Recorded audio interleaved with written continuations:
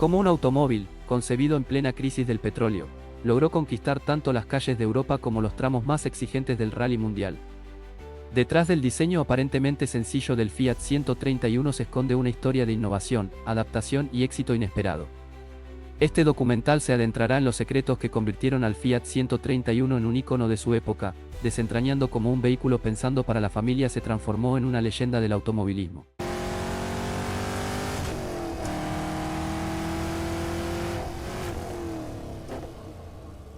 En 1974, el mundo automotriz enfrentaba un cambio de paradigma. La crisis del petróleo de 1973 había alterado las prioridades de los consumidores, que ahora buscaban vehículos más eficientes y económicos. Fiat, consciente de esta nueva realidad, presentó en el Salón del Automóvil de Turín el Fiat 131, destinado a reemplazar al exitoso, pero ya veterano Fiat 124. El diseño del 131, bautizado como Mirafiori, en honor a la planta de producción en Turín, adoptó una estética más angular y moderna, alineada con las tendencias de la época. Inicialmente disponible en versiones de 2 y 4 puertas, así como en una variante familiar denominada Panorama, el 131 fue concebido para ofrecer una conducción cómoda y segura, sin sacrificar la eficiencia. La producción del Fiat 131 no se limitó a Italia.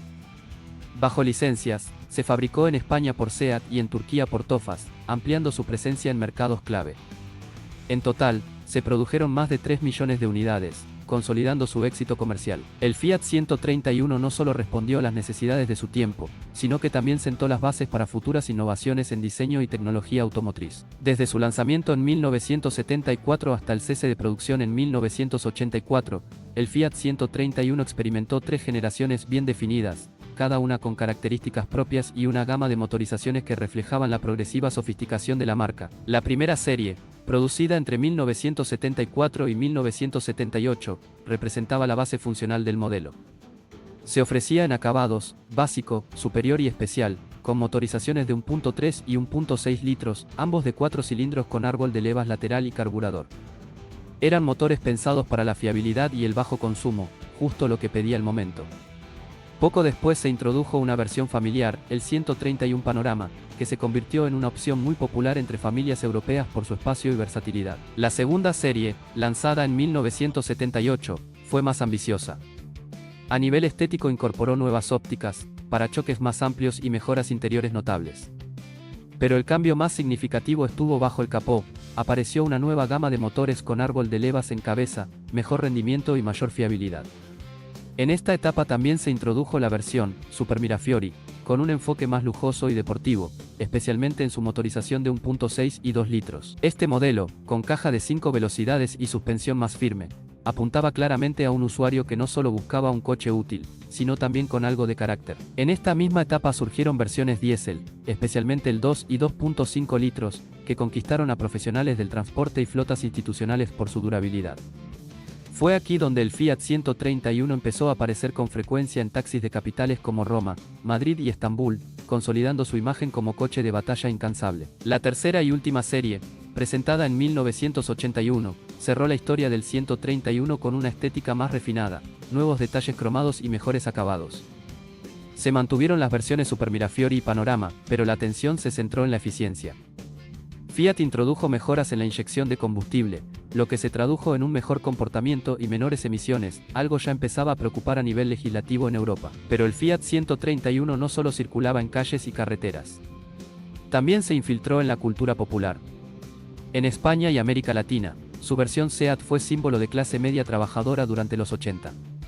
En Turquía, su derivado bajo el nombre de Tofaş Agin adquirió incluso estatus de coche patrio.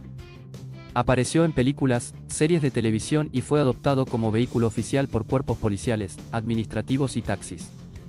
Su silueta rectangular, firme y austera, se convirtió en parte del paisaje urbano de la época. En cuanto a aerodinámica, el 131 no destacaba por una silueta especialmente estilizada, pero su diseño cuadrado tenía una razón práctica, permitía una mayor habitabilidad interior y una visibilidad sobresaliente, algo muy valorado tanto en entornos urbanos como en carreteras secundarias. El coeficiente aerodinámico, aunque modesto para los estándares actuales, estaba dentro de lo aceptable para un sedán familiar de los años 70, y las versiones posteriores lograron pequeñas mejoras gracias a detalles como las molduras redondeadas en los pilares y la optimización del frontal. El Fiat 131 incorporaba una carrocería con zonas de deformación progresiva en los extremos, lo que contribuía a absorber parte de la energía en caso de colisión. También contaba con refuerzos laterales en las puertas y una columna de dirección colapsable, una innovación clave en su segmento. A nivel de frenos, la mayoría de las versiones disponían de discos delanteros ventilados y tambores traseros, con circuito hidráulico dual, ofreciendo una frenada eficiente para los estándares de su época. La ventilación interior fue otro de sus puntos fuertes. Equipado con un sistema de calefacción y ventilación forzada que incluía salidas orientables y regulación de caudal, el Fiat 131 permitía mantener una temperatura agradable sin recurrir necesariamente al aire acondicionado, que solo se ofrecía en las versiones más altas o en mercados muy calurosos. La circulación del aire en el habitáculo era fluida, gracias al diseño de las rejillas y a un sistema de extracción trasera que evitaba el empañamiento de lunas incluso en condiciones de humedad. El Fiat 131 adoptaba una configuración clásica de motor delantero longitudinal y tracción trasera, lo que aseguraba un reparto equilibrado de pesos y una dinámica de conducción predecible. Esta disposición, ideal para coches de calle y adaptable a competición, ofrecía buena motricidad en terrenos secos y gran robustez mecánica. En lo que respecta a la suspensión, el Fiat 131 incorporaba un esquema delantero independiente tipo MC Person con barra estabilizadora, y un eje rígido trasero con brazos longitudinales y muelles helicoidales, montado sobre un subchasis con anclajes elásticos. Este conjunto garantizaba una conducción estable y confortable incluso en carreteras deterioradas. La configuración era simple pero eficaz, fácilmente reparable y muy resistente al uso intensivo, lo que explicaba su popularidad en países con infraestructuras irregulares. Pocos imaginaron que un sedán familiar como el Fiat 131 acabaría escribiendo algunas de las páginas más memorables del automovilismo de competición. Pero la historia del 131 Ibars cambió por completo la percepción del modelo. Lo que comenzó como un coche de uso cotidiano, terminó convirtiéndose en un arma implacable en los tramos más exigentes del mundo. Su incursión en el ámbito deportivo fue todo menos discreta. El punto de inflexión llegó en 1976, cuando Fiat, en colaboración con Ibars y Bertone, desarrolló una versión homologada del 131 para participar en el Campeonato Mundial de Rally. El Fiat 131 Ibars Rally fue una transformación radical del modelo original. Equipado con un motor 2 litros DOC de 4 cilindros y 16 válvulas, alimentado por carburadores dobles Weber y posteriormente por inyección, producía entre 215 y 240 caballos de fuerza, dependiendo del ajuste. Su peso se redujo considerablemente gracias al uso de paneles de carrocería en aluminio y fibra de vidrio, mientras que la suspensión se modificó por completo, incluyendo amortiguadores regulables y refuerzos estructurales para soportar los rigores de la competición. Los resultados no tardaron en llegar.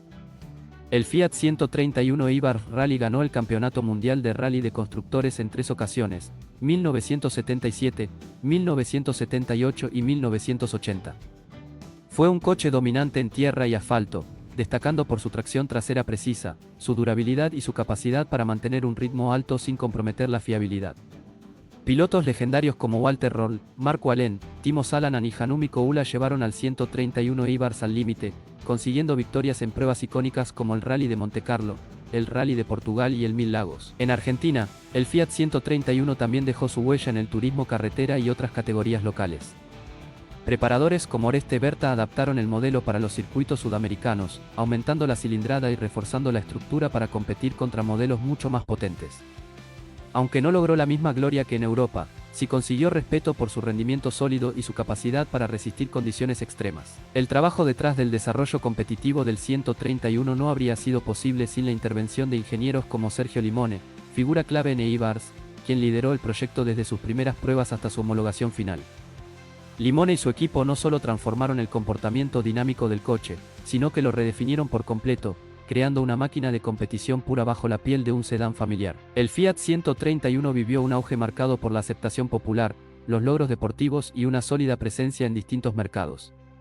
Pero como ocurre con muchos iconos, su época de esplendor no fue eterna. A partir de los años 80, comenzaron a evidenciarse ciertas limitaciones estructurales, de concepto y de competitividad tecnológica que marcaron el inicio de su declive. El modelo que una década atrás había representado el equilibrio entre utilidad y solidez, empezaba a quedarse atrás frente a una industria que evolucionaba con rapidez. Uno de los factores que incidió directamente en el desgaste del 131 fue su diseño estructural, basado en esquemas tradicionales como la tracción trasera y la carrocería con chasis monocasco de concepción sencilla. Aunque esta fórmula había sido efectiva durante sus primeros años, con el paso del tiempo empezó a parecer anticuada frente a la creciente popularidad de modelos con tracción delantera, más compactos, con mejor aprovechamiento del espacio y un comportamiento dinámico más ágil y eficiente en ciudad. La motorización, aunque variada y robusta, tampoco logró seguir el ritmo de los avances tecnológicos que empezaban a imponerse en la industria. Mientras otras marcas implementaban inyección electrónica, gestión electrónica del motor y catalizadores más eficientes, el 131 seguía dependiendo en gran parte de carburadores y sistemas de combustión que, aunque fiables, comenzaban a ser considerados obsoletos en términos de consumo y emisiones. A esto se sumó un contexto económico y político poco favorable. En Europa, la competencia de modelos más modernos como el Volkswagen Passat, el Peugeot 505 o el Opel Ascona fue implacable. Fiat, que empezaba a diversificar su catálogo con modelos más actualizados como el Regata y posteriormente el Tipo, entendió que mantener en producción un modelo como el 131 ya no era rentable ni coherente con la dirección que tomaba el mercado. Finalmente, la producción del Fiat 131 cesó en 1984 en Europa y en los años posteriores en sus versiones fabricadas bajo licencia en otros países. El 131 no falló como concepto, simplemente, dejó de ser el coche que la nueva generación necesitaba. Pasó a ser un coche que, con sus virtudes y defectos, logró trascender su propósito inicial y ganarse un lugar en la historia del automóvil.